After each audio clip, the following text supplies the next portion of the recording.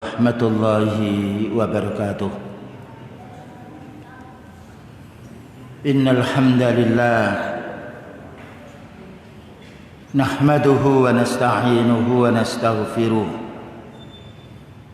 wa na'udzu billahi min shururi anfusina wa sayyiati a'malina may yahdihillahu fala mudilla lahu ومن يضلل فلا هادي له أشهد أن لا إله إلا الله وحده لا شريك له وأشهد أن محمدا عبده ورسوله اللهم صل وسلم على نبينا محمد وعلى آله وصحبه أجمعين أما بعد.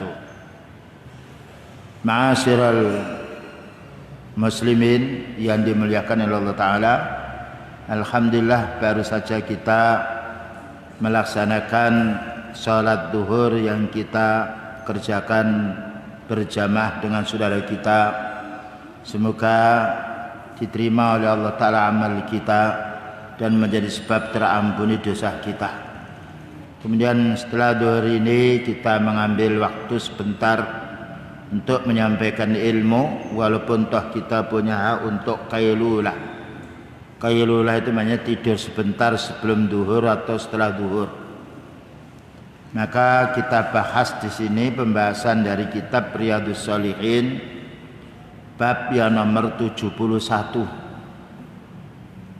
Babut tawadhu'i wa khafdil janahi lil mu'minin.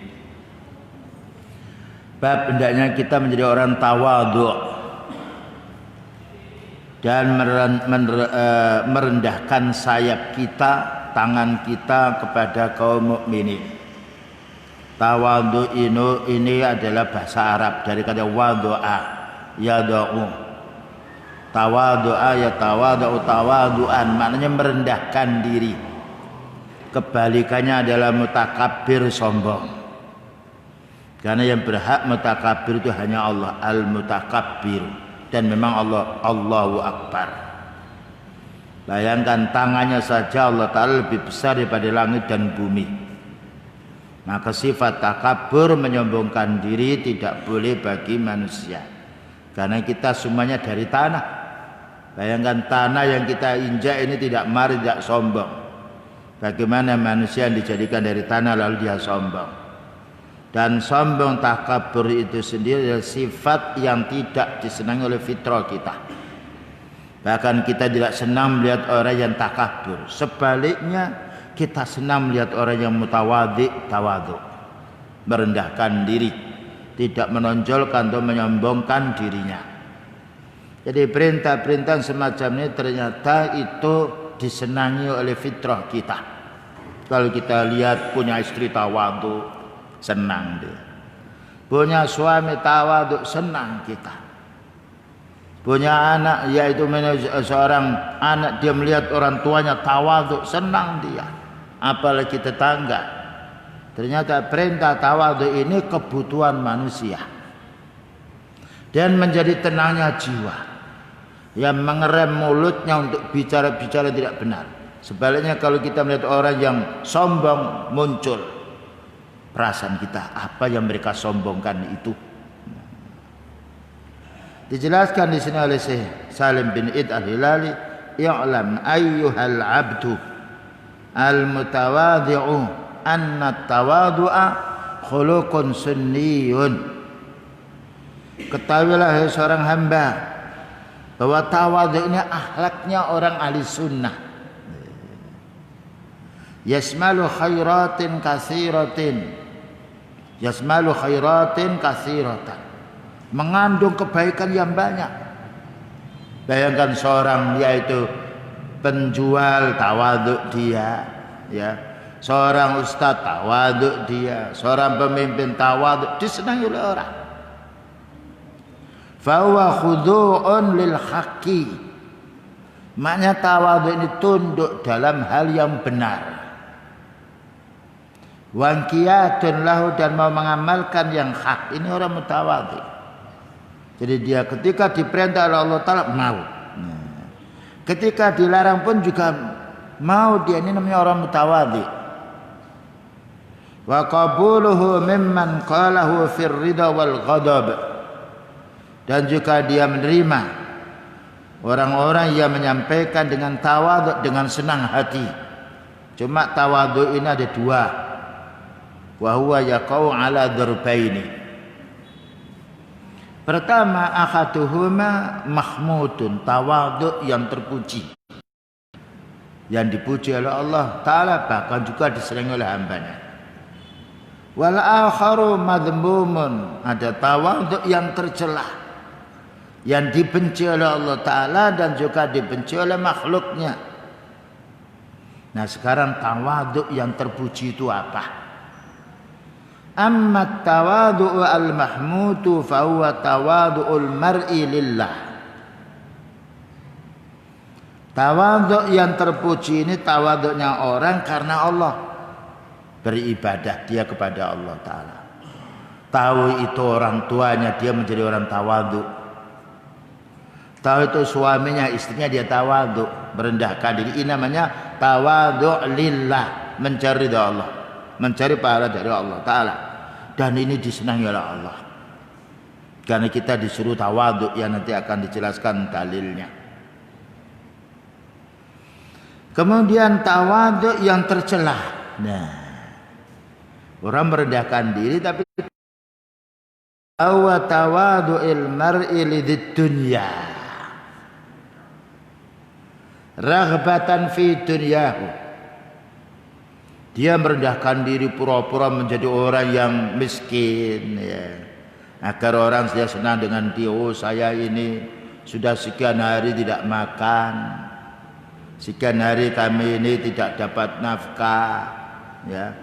Sambil menetiskan air mata supaya ada orang yang ngasih dia. Ini tawadhu dunia tidak benar.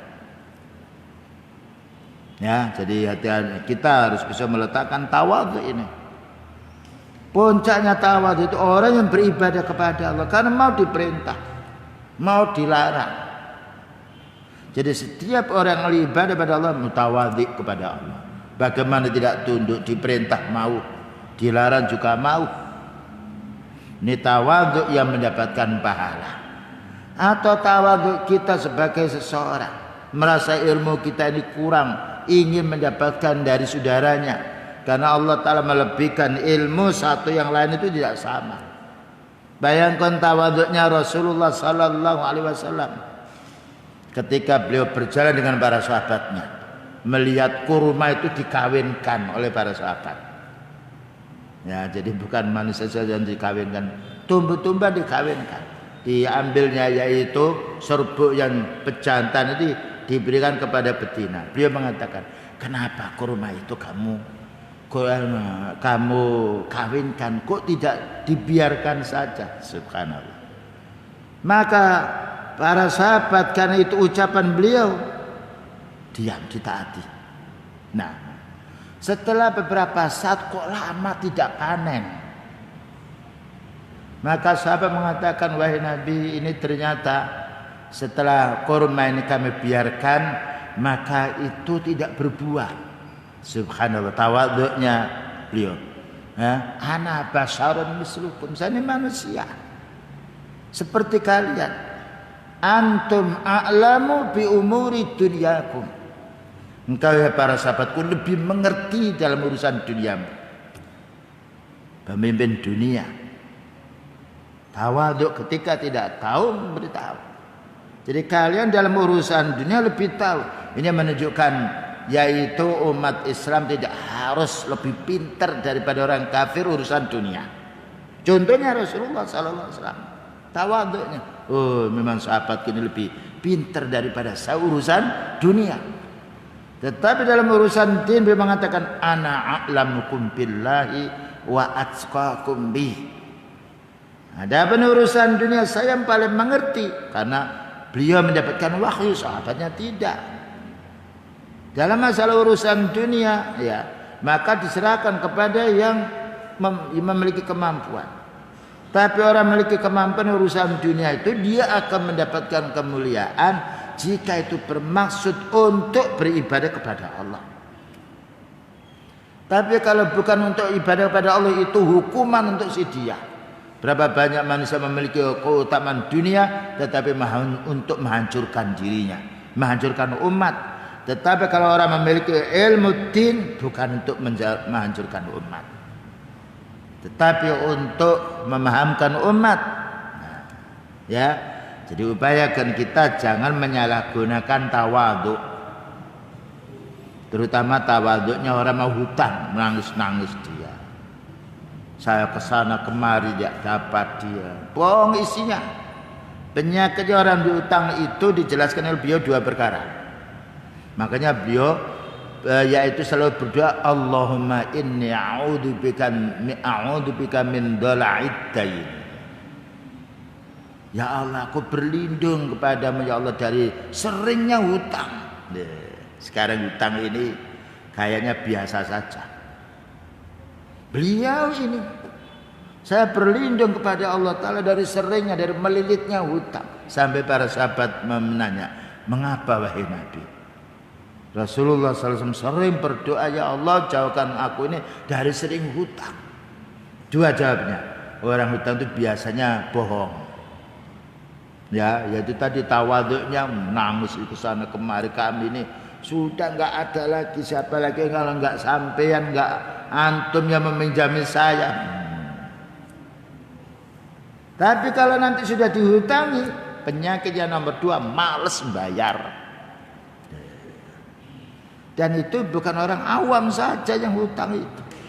Kadang kalau orang mengaku dirinya orang ahli sunnah, ketika ditagih, masa kamu tidak percaya dengan saya? Lah kalau tidak percaya, kenapa kami harus menghutangi dirimu? Mana ke hutang wajib. Makanya kalau hutang itu harus diberitahu ini kapan bayar. Fa idza tadayantum bidainin ila ajalin musamma faktubu. Kalau kamu mengadakan transaksi yaitu tentang jual beli yang masih hutang pembayaran belakangan, tulis kapan dibayar. Setelah itu ditagih. Kecuali ketika dia berjanji, kita tahu memang kondisi dia memang tidak mampu. Nah, kita memberikan kelonggaran. Nah, faman kana dzu usratin fanadhiratun ila maisarah. Dalam surat Al-Baqarah itu, siapa yang dia memiliki kesulitan untuk membayar, maka tunggu sampai dia bisa membayar. Tapi hutangnya kita ini jangan hutang menurut hawa nafsu. Hutang perkara yang pokok, kalau tidak bisa kita tidak mendapatkan hutang, mati totalan kita seperti hutang untuk makan. Ya, tapi hutang hanya sekedar tetangga kita punya mobil baru, kok hutang bisa kita? Tidak harus. Bahkan juga beliau bersabda, tidaklah orang mati syahid itu semuanya diampuni dosanya kecuali 1, ad-dain, kecuali hutang. Makanya beliau ketika hutang gandum kepada orang Yahudi, baju perangnya dititipkan, jaminan, rohan namanya. Jadi tawadhu sifatnya kita akan mendapatkan bantuan untuk urusan dunia, ya, pura-pura menangis, membawa orang yang seperti sekarang banyak orang tawadhu mengemis dia, ya pura-pura sakit dia, pura-pura tangannya hilang, setelah pergi tangannya sempurna semuanya. Bahkan juga membawa orang-orang cacat untuk dibawa. Nah, ini tidak boleh. Ya, tawadhu yang diridhai oleh Allah Ta'ala. Tawadhu orang itu mau beribadah kepada Allah, merasa dirinya itu ada kekurangan dibandingkan dengan saudaranya. Selanjutnya, dalil yang harus kita fahami dalam hal ini, pertama dari surat Asy-Syu'ara ayat nomor 215. Tawadhu ini amal hati, ya, yang itu membuahkan pekerjaan yang baik. Maka Allah Ta'ala berfirman, waqfid janahaka limanittaba'aka minal mu'minin. Rendahkan dirimu hai Nabi, rendahkan dirimu hai Nabi kepada orang-orang yang mengikuti kamu dari kalangan orang mukmin. Subhanallah, beliau disuruh Allah Ta'ala tawadhu kepada para sahabatnya. Bagaimana sahabatnya membenci? Nah inilah amalan-amalan. Kalau kita selalu membaca ayat Allah Ta'ala senang hati ini. Baca Quran pusing. Bukan berarti tidak boleh. Berapa menit kita melihat HP dengan berapa menit kita melihat ayat Al-Quran. Padahal kita membaca megap-megap bahasa Jawanya, keratal-keratul, itu 2 pahala. Man qara'al Qur'ana wa yatata'ta'u wa alaysakun falahu ajrani. Siapa membaca Al-Quran megap-megap ya bahasa Jawa itu udah kha dibacanya ha jim itu dapat 2 pahala. Tidak ada ruginya orang yang membaca ayat Al-Quran. Tetapi kalau dia membaca memahami maknanya seperti kal kiramil bararah, seperti malaikat yang mulia. Jadi Allah Ta'ala memberitahu, hei Nabi, tundukkan, rendahkan dirimu kepada orang mukmin yang mengikuti sunnahmu. Siapa sahabat yang tidak senang dengan beliau? Sampai siapapun wanita yang mau dinikah oleh beliau tidak pernah menolak. Karena tawaduknya Rasulullah SAW. Punya istri 9 itu sore disambangi semuanya. Didatang gimana keadaannya. Ketika beliau berwudu di sini tempat yang lain dia berwudu. Berdekatan pula dia. Baru malamnya bergiliran. Begitu tawaduknya Rasulullah sallallahu alaihi wasallam. Makanya Allah Ta'ala mensifati beliau, wa innaka la'ala khuluqin adzim. Sesungguhnya engkau Nabi memiliki akhlak yang paling bagus.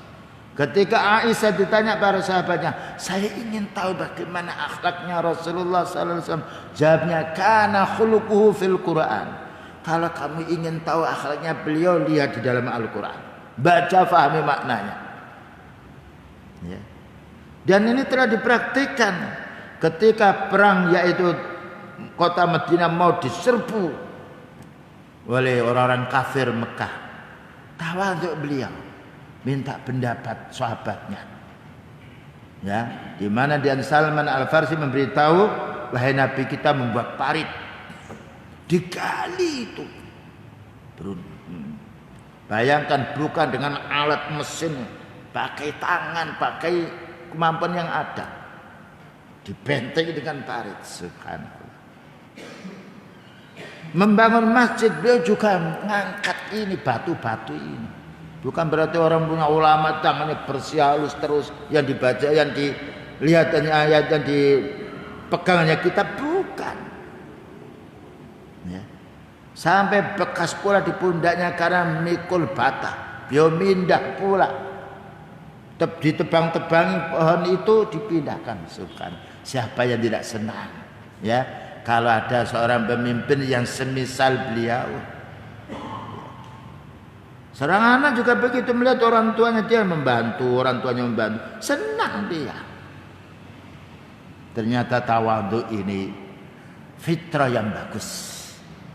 Siapapun orang senang, kecuali orang yang tidak waras akalnya.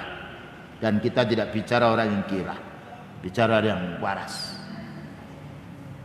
Tawaduknya yaitu Anas bin Malik radhiyallahu anhu. 10 tahun menjadi pegawainya beliau, tidak pernah beliau mengatakan, mengapa kok tidak dikerjakan. Dan juga tawaduknya Rasulullah SAW kepada sahabat Anas 10 tahun ini. Tidak pernah Rasulullah SAW mengatakan, mengapa kamu enggak mengerjakan ini. Ya, kenapa dikerjakan ini? Tidak. Kenapa sahabat Anas orang punya ilmu, Rasulullah SAW orang punya ilmu. Ilmu ketemu ilmu, tawaduk. Beliau dengan pelayannya baik, dengan istrinya baik, dengan anaknya baik, dengan mertuanya baik. Subhanallah. Keutamaan tawadhu. Saya baca lagi ayatnya, waqfid janahaka liman ittaba'aka minal mu'minin.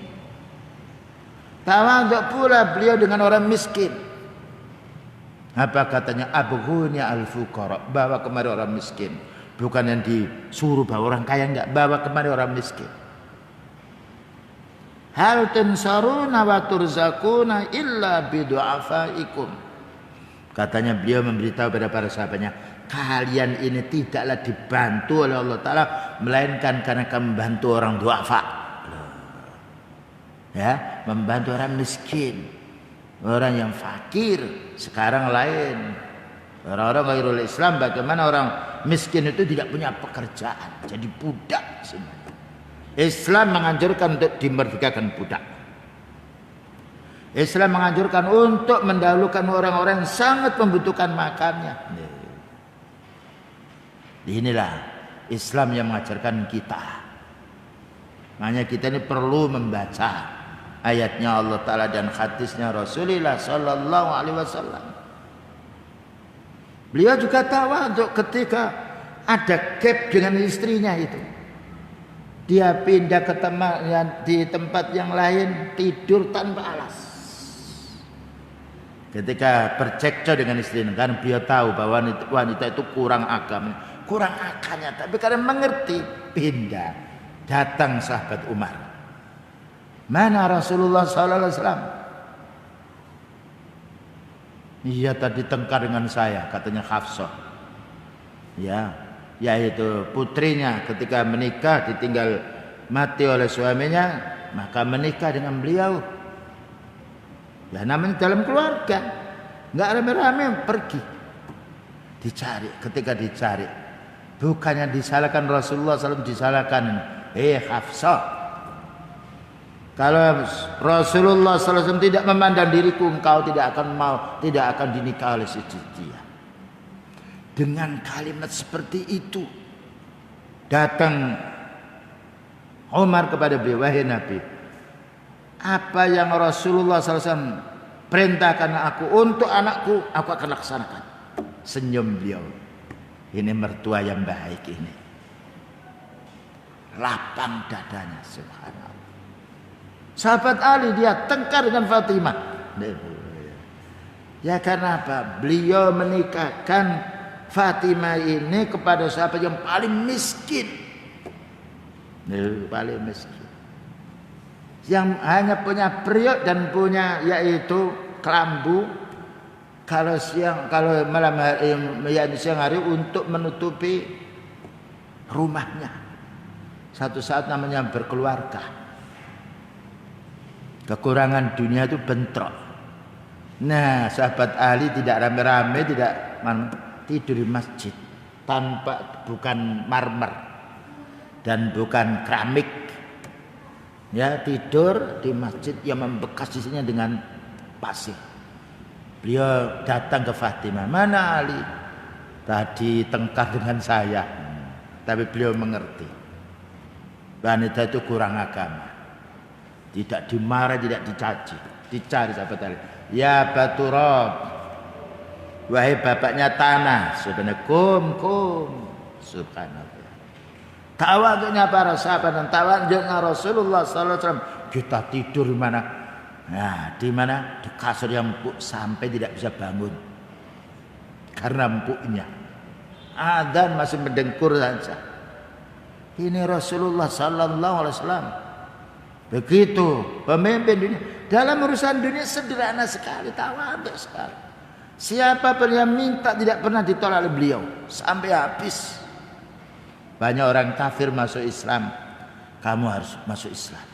Karena apa? Kalau kamu minta kepada itu Nabi, nggak pernah ada minta lalu ditolak. Tawaduknya Rasulullah Sallallahu Alaihi Wasallam. Waqfid janahaka liman ittaba'aka minal mu'minin. Tundukkan dirimu, jangan menjadi orang sombong, dan ikutilah, tunduklah kamu, berendah dirilah kamu terhadap orang-orang mukmin yang mengikuti sunnahmu. Perintah Allah. Yang nomor 2. Ya ayyuhalladzina amanu may yartadda minkum an dinihi fasawfa ya'ti Allahu biqaumin yuhibbuhum wa yuhibbunahu adillatin 'alal mu'minina a'izzatin 'alal kafirin. Surat Al-Maidah ayat nomor 54. Wahai orang yang beriman. Dipanggilnya orang yang sudah beriman. Siapa saja di antara kamu kok murtad, meninggalkan agamanya, ganti kepada agama selain Islam, fasawfa ya'tillahu qauman yuhibbuhum wa yuhibbunah. Tatkala hambanya dikasih ilmu, dikasih amal soleh, kok murtad, Allah akan mengganti kaum. Yang mana Allah akan mencintai kaum itu karena istiqomahnya, dan mereka akan mencintai Allah pula. Jadi Allah Ta'ala menyuruh kita beriman ini bukan menunjukkan butuhnya Allah kepada kita. Bukan kita itu nafas dari Allah, makanan dari Allah, beras, air, semuanya dari Allah. Orang bisa bangun masjid, semuanya materialnya dari Allah. Punya apa kita? Kita ini punya dosa. Ini memberi penjelasan. Orang yang kufur, murtad, ahli bid'ah, Allah Ta'ala tidak dirugikan oleh mereka. Karena orang beramal itu kembali manfaatnya kepada dirinya sendiri. Bagaimana kita tidak sholat untuk manfaatnya untuk kita? Mengapa kita makan? Karena yang kenyang ya makan. Kenapa kita minum? Karena yang segar ya minum. Maka ketika banyak orang murtad, pindah agama, tidak merugikan Allah. Bahkan Allah akan mengganti generasi yang beriman kepada Allah. Kalau ada ulama-ulama yang meninggalkan ilmunya karena dia cenderung masalah rakus urusan dunia, Allah akan menggantinya. Ulama-ulama yang tawadhu, yang selalu berkepentingan untuk menyampaikan tauhid kepada umat, sunnah kepada umat, dan itu terbukti. Adzillatin 'alal mu'minin. Nah, ulama-ulama sunnah yang mengikuti sunnah Rasulullah SAW merendahkan diri terhadap orang mukmin. Adzillah, subhanallah. Ya, makanya upayakan kita sebagai orang yang mukmin, bagaimana kita menjadi sebab baiknya orang. Ya, hilangkan sifat sombong. Ya. Karena al-kibru batarul haqqi wa ghamtun nas. Sombong itu menolak kebenaran dan mencaci manusia. Tidak main sombong walaupun mereka tidak punya niat sombong. Karena beliau telah menjelaskan al-kibru, sombong itu batarul haqqi, menolak kebenaran. Yang hak ditolak, yang batil didukung. Dan juga menghina manusia. Itulah orang sombong, sekalipun dia tidak mengatakan saya mutakabbir. Ya, jadi Allah Ta'ala mensifati orang-orang yang beriman. Seandainya mereka yang lain itu dia murtad karena ingin urusan dunia, karena kursi yang lain, Allah tetap akan mengganti. Orang hamba-hambanya yang tawadhu, yang mengutuni dia untuk menuntut ilmu, menyebarkan ilmu, dan juga mengamalkan ilmu. Aizzatin 'alal kafirin, berlaku keras terhadap orang kafir. Tapi kalau ulama lain, saudara sendiri diantemi, ya, dihina, difitnah, sementara orang kafir dirangkul. Punya keistimewaan apa mereka? Totalannya nanti di akhirat. Makanya Allah Ta'ala memberitahu Muhammadur Rasulullah walladzina ma'ahu asyiddau 'alal kuffari ruhamau bainahum. Surat Al-Fatah itu. Muhammad itu utusan Allah. Orang-orang yang beriman dengan beliau, para sahabatnya dan juga umatnya, asyidda 'alal kuffar, keras hatinya terhadap orang kafir, dan belas kasihan tawadhu terhadap orang yang bersama yang beriman. Ini ciri-cirinya orang yang yaitu mutawadhi'in. Selanjutnya pula, maka Allah Ta'ala berfirman di dalam surat Al-Hujurat ayat nomor 13. Ya ayuhan nasu inna khalaqnakum min dzakari wa unsa wa ja'alnakum syu'uban wa qabaila lita'arafu. Inna akramakum 'indallahi atqakum. Ya ayyuhan nas, wahai manusia, kita dipanggil. Karena manusia adalah orang yang dikasih oleh Allah Ta'ala akal dan mendapatkan kenikmatan melewati kenikmatan makhluk yang lainnya. Allah bicara, inna khalaqnakum min dzakari wa unsa. Saya menciptakan kami manusia, ada yang kami ciptakan di itu wanita, ada pula yang laki-laki. Dan apa yang disampaikan Allah Ta'ala betul. Kalau ada orang sifatnya punya dua kelamin itu satu dua, al-khunsa namanya, banci. Tetapi yang banyak, ya ini yang kita saksikan. Wa ja'alnakum syu'uban, dan kami jadikan kalian itu berbangsa-bangsa. Wa qabaila, dan qabilah-qabilah. Banyak orang yang membanggakan bangsanya, banyak orang membanggakan sukunya. Nah, ini tidak boleh. Ya. Karena bangsa dan suku itu ujian dari Allah, menunjukkan kebesaran kekuasaan Allah. Allah mampu membuat orang tinggi, membuat orang pendek, membuat pesek, membuat yaitu hidungnya mancung, membuat matanya sipit, membuat matanya lebar. Itu bukan keutamaan, itu dalam yaitu menunjukkan kebesaran kekuasaan Allah. Kita dalam masjid ini tidak sama rupanya, suaranya tidak sama, bahkan jalan kakinya tidak sama. Dan ini bukan kebanggaan untuk kita, tidak. Tetapi yang Allah nilai kita ini tawadhu kita. Inna akramakum indallahi atqakum. Nah, yang paling mulia kamu itu di sisi Allah, yang paling tawadhu, paling takwa. Karena takwa itu melaksanakan al-imtisalu bi awamirihi wa ijtinabu nawahi. Melaksanakan perintah Allah, termasuk orang mutawadhi. Bayangkan Rasulullah sallallahu alaihi wasallam, kehidupan dunianya, maisanya minim sekali, serba kurang. Tapi subhanallah tawadhu'nya, kekurangan makan, kekurangan ekonomi tidak menyebabkan kekurangannya ibadah. Bahkan orang mukmin itu kenikmatan puncaknya bukan dunia. Dunia hanya sedikit kita. Kita punya rumah 1000 yang satu dipakai. Ya. Dunia. Tapi Allah Ta'ala memuliakan manusia itu ketakwaan. Karena ketakwaan ini usaha kita. Itu yang dicintai oleh Allah Ta'ala. Allah Ta'ala tidak memuji orang yang sifatnya orang kafir, sekalipun mereka punya keahlian dalam urusan dunia. Yang dipuji hambanya yang beriman, karena mutawadhi'nya, tunduknya kepada Allah Subhanahu wa Ta'ala. Nah, ada suatu hadis, la fadla li'arabiyyin ala a'jamiyyin illa bittaqwa.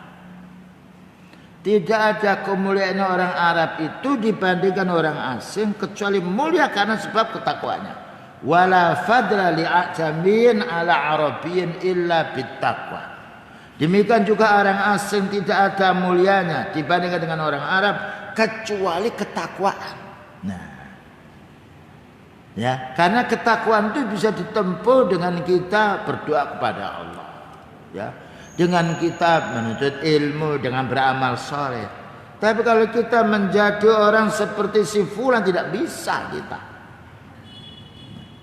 Kalau ingin meniru amalnya si fulan bisa, karena amal Allah Ta'ala memberi kemampuan kita untuk beramal, untuk merubah diri kita menjadi orang yang tinggi, besar, hidungnya mancung, yang pesek tetap pesek, kecuali kalau ditambah palsu.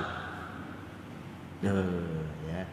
Jadi kita bukan membanggakan suku, bukan membanggakan kebangsaan, bukan membanggakan kekayaan, bukan membanggakan kedudukan.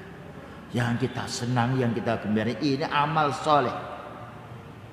Allah berfirman, boleh kita bergembira dalam urusan kebaikan.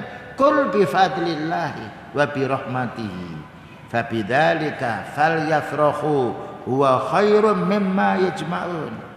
Katakanlah wahai Nabi, sebab fadilah Allah dan karunia-Nya, hambanya dikasih iman ini dan dimudahkan untuk beramal soleh, fabidzalika, dengan itu falyafrahu, dan mereka senang hati.